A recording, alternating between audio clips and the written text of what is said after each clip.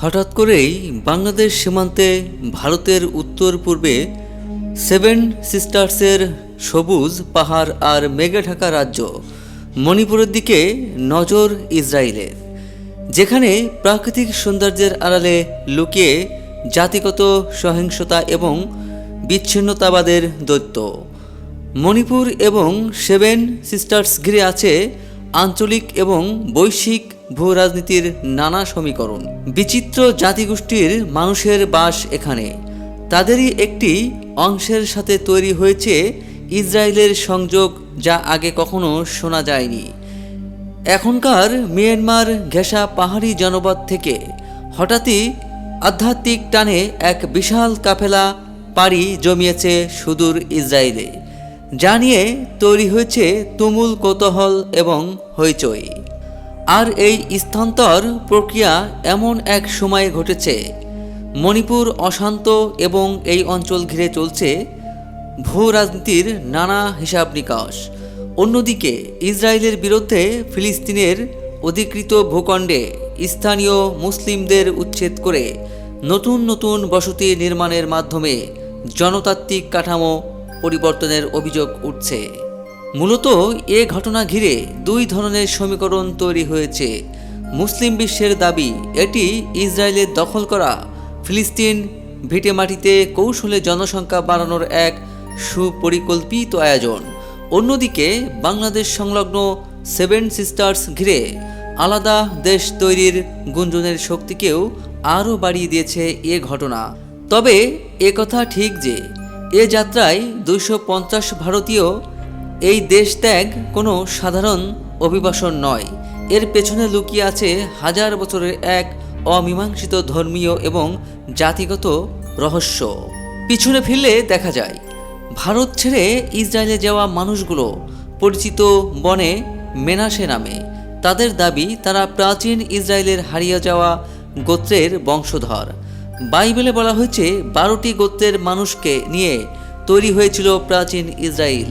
এর মধ্যে যোসেফের পুত্রদ্বয় এফ্রাইম আর মনশের থেকে জন্ম নেয় 2 গোত্র। তবে বনে মেনাসেরা নিজেদের সেই মনশের বংশধর বলে দাবি করেন। এখনও পর্যন্ত পাওয়া তথ্য অনুযায়ী 722 খ্রিস্টাব্দে অ্যাসিরিয়ানরা হামলা চালায় ইসরায়েলে। ছন্নছাড়া হয়ে যায় ইসরায়েলের 10টি গোষ্ঠী। তাদের মধ্যে প্রায় 10,000 মেনাসেকে প্রাণ হাতে করে পারস্য, আফগানিস্তান, তিব্বত ও চীন পেরিয়ে চলে আসতে হয় ভারতে। তারপরে ধীরে ধীরে মণিপুর ও মিজোরামে বসতি গড়ে তোলেন তারা। মেনাসেরা মুখের গঠনে মঙ্গোলিয়ান ছাপ, এক লহনায় অরুণাচল বা মণিপুরের মানুষদের থেকে তফাৎ করা যায় না। তাদের ভাষা তিব্বতী, বর্মী পরিবারের অন্তর্ভুক্ত। নৃবিজ্ঞানীদের মতে তাদের আদি শিকড় বর্তমান চীনের ভূখণ্ডে, অর্থাৎ মধ্যপ্রাচ্য থেকে তারা চীনের কোনো ভূখণ্ডে আসে। সেখানকার মঙ্গোলয়েড চেহারা মানুষের সাথে বৈবাহিক সম্পর্কের কারণে চেহারায়ও এখন সেই ধরনের ছাপ। মণিপুরে মেনেসাদের কুকি সম্প্রদায়ের অংশ মনে করা হয়। 20 শতাব্দীর শুরুতে মার্কিন মিশনারিদের প্রভাবে বেশিরভাগ কুকি খ্রিস্ট ধর্মে দীক্ষিত হয়, কিন্তু মেনেসাদের অনেকেই এখনও ধরে রেখেছেন নিজেদের ধর্ম পরিচয়। নিজেদের ইহুদি সত্তা, খতনার মতো কিছু ইহুদি রীতি তারা এখনও অনুসরণ করেন। 1970-এর দশকে কয়েকজন ইসরায়েলি নৃবিজ্ঞানী ভারতের উত্তর পূর্বাঞ্চলে আসেন। তারা এই সম্প্রদায়ের কিছু রাজনীতির সঙ্গে ইহুদি প্রথার বেশ মিল লক্ষ্য করেন। শত শত বছর ধরে ভারতে থাকলেও এই জনগোষ্ঠীর স্বপ্ন দেখত পবিত্র ভূমিতে যাওয়ার। তাদের ভাষায় ভারত জন্মভূমি, কিন্তু ইসরায়েলি নিয়তি। ওই ভূখণ্ডটি প্রতিশ্রুত, সেখানে যেতেই হবে। ইতিহাস আর মিথোলজির ধোঁয়াশা আবৃত মেনেসেদের এই বাসনা কাজে লাগিয়েছে সাবেত ইসরায়েল নামের একটি সংস্থা। তাদের হিসাবে এই গোত্রের প্রায় 7,000 সদস্য এখনও ভারতে রয়েছেন। সেভেন সিস্টার্স এমনিতেই নানা কারণে অশান্ত থাকে।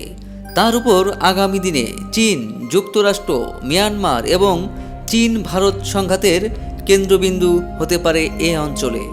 এর মাঝেই আবার হঠাৎ করে এখানে ইসরায়েল সংশ্লিষ্টতায় সিঁদুরে মেঘ দেখছে অনেকে বিশ্লেষক করে। তারা বলছেন, ধর্মকে কেন্দ্র এখনকার বিচ্ছিন্নবাদী লড়াইয়ে ইসরায়েল যদি কোনো পক্ষ নেয় তবে জল আরও ঘোলাটে হবে। বিশ্লেষকদের মধ্যে ইসরায়েলের এই নিরাপত্তার অজুহাত আসলে দীর্ঘমেয়াদী জনতাত্ত্বিক কৌশলের অংশ। ইসরায়েলি আইন ল অফ রিটার্ন ব্যবহার করে বিশ্বের বিভিন্ন প্রান্ত থেকে ইহুদিদের নিয়ে আসা হলেও কয়েক প্রজন্ম ধরে বাস করা ফিলিস্তিনি উদ্বাস্তুদের নিজ ভূমিতে ফেরার আন্তর্জাতিক আইন স্বীকৃত অধিকার ধারাবাহিকভাবে অস্বীকার করা হচ্ছে। শুধু তাই নয়, ভারতে মেনাসেদের অনেকেই দীর্ঘকাল খ্রিস্ট ধর্মে দীক্ষিত ছিলেন, অথচ ইসরায়েলে পৌঁছানোর পর তাদের প্রথম শর্ত দেয়া হয়েছে নাগরিকত্ব পেতে হলে ইহুদি হতে হবে।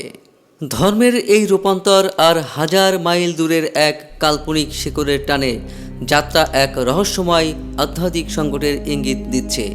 ভারতের বৈচিত্র্যময় সংস্কৃতিতে বেড়ে ওঠা মানুষগুলো কি সত্যিই হারানো ইতিহাস ফিরে পাবেন, নাকি ইসরায়েলি বাহিনীর রাজনৈতিক দাবার গুটি হয়ে হারিয়ে যাবেন মধ্যপ্রাচ্যের বারুদের ধোঁয়ায়?